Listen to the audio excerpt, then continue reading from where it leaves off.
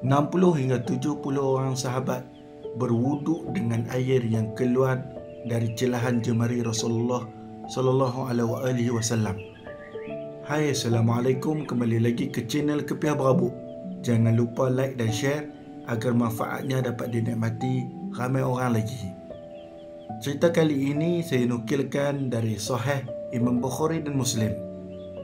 Dalam satu peristiwa permusafiran Rasulullah sallallahu alaihi wasallam bersama para sahabat dalam siri peperangan, air untuk berwuduk telah kehabisan.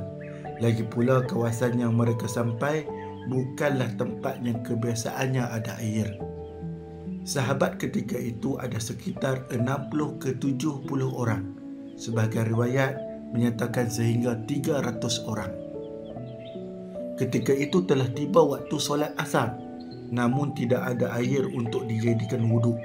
Oleh kerana itu, baginda Rasulullah sallallahu alaihi wasallam telah meminta supaya didatangkan satu bekas kecil yang berisi sedikit air.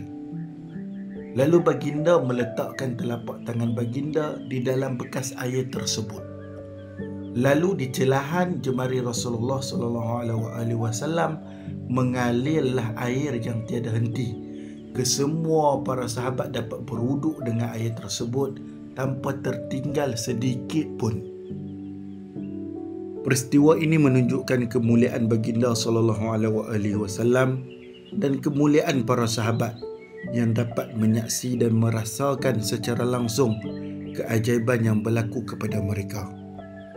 Banyak lagi keistimewaan dan mukjizat baginda Rasulullah sallallahu alaihi wasallam yang kita akan kongsikan pada siri yang akan datang. Jumpa lagi.